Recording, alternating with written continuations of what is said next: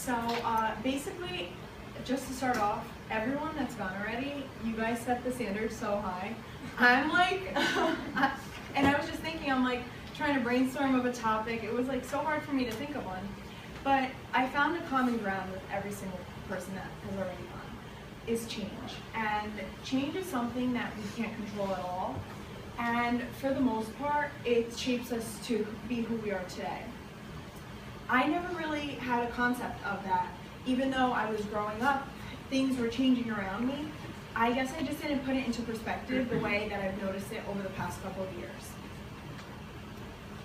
So from kindergarten to high school, I lived, I'd say, a very simple life.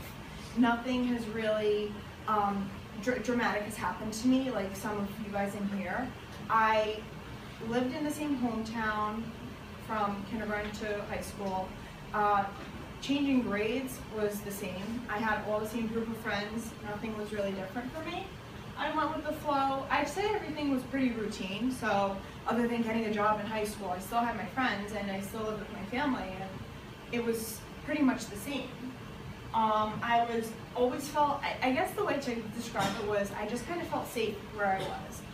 My parents always took care of my siblings and I, and we just had everything that we ever needed, and it wasn't anything out of the ordinary. When college came, that's when things really started to set in for me. Freshman year, I went to Seton Hall, and then I transferred here sophomore year. And I was like freaking out. It was, going to college was the biggest life-changing event I've ever experienced. I became so emotional. I had never, I was the toughest kid growing up. I was the oldest in my family. I used to beat up my brother and my sister. I would try and toughen them up a little bit. My dad is also super tough. He broke his arm, didn't even know it was broken, walked around the whole day, and then decided to go to the hospital. Now he really can't bend his wrist, and he has metal plates in it. So when he broke his wrist, I was in kindergarten, and I would literally be sitting there helping him with all the medicinal stuff, try and help him with everything. And I really just always had that tough bone in my body. And once I hit college, it all went away. I was so freaked out by it. I became such a hypochondriac. I never knew that about myself, but I was at Seton Hall, all my friends had a list of everything that was wrong with me. I would come home and be okay, my head hurts, I think I have a brain tumor today. I was just really freaked out by the littlest things. And I guess that was losing that sense of comfort, because I wasn't with my parents where they would tell me, oh, it's okay, you know? So that was definitely a really big change. And even I was doing a blood drive freshman year, and I was sitting there, never got grossed out by anything. Actually, I really wanted to be a doctor, and I was ready to pass out. The people had to hold me there for another hour because they were afraid I was going to fall over as soon as I got up. I would go home all the time as well. I could not stay there. You go home all the time as well. You're humming in between all your points. You're so dynamic, have great energy. Just pause in between and take a breath. Get that separation. Sure.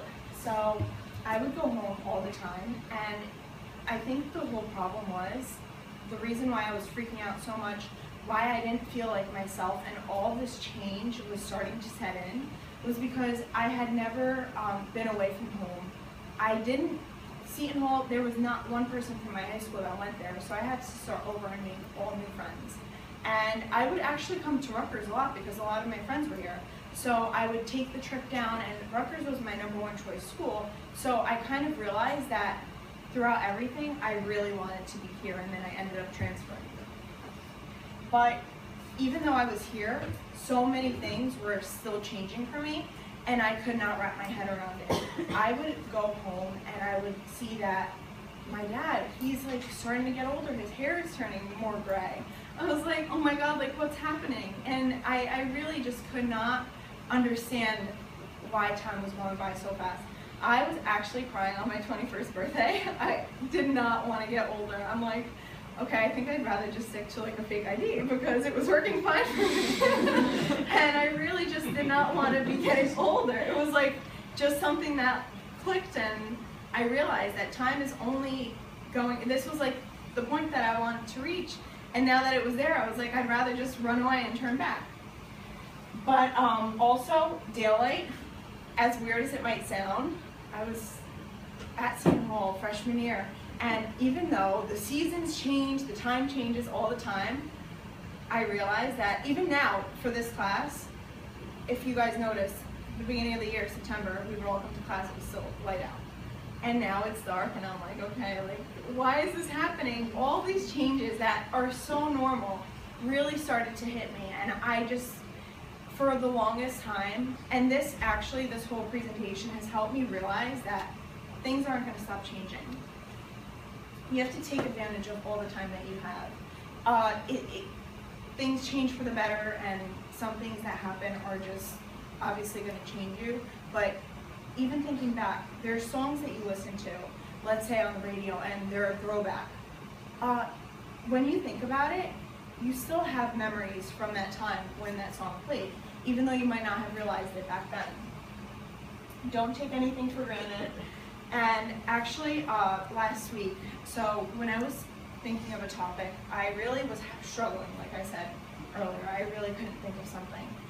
And I got a phone call on Tuesday, that two of these girls that I know really well, two of my close friends, ended up getting into a major car accident. And they weren't wearing their seatbelts, they got thrown out of the vehicle. And basically, one of them had broken her neck. She's gone through 2 major operations already. They say that if she moves in the wrong direction, there's a huge chance of her dying. And the other girl, she flew out, she hit her face on the concrete and fell on her left side, and she lost her arm. I never ever thought I'd have to hear something like that about people that I knew. So that was like another thing, that change is just so inevitable, and you really have to take advantage of everything that happens to you.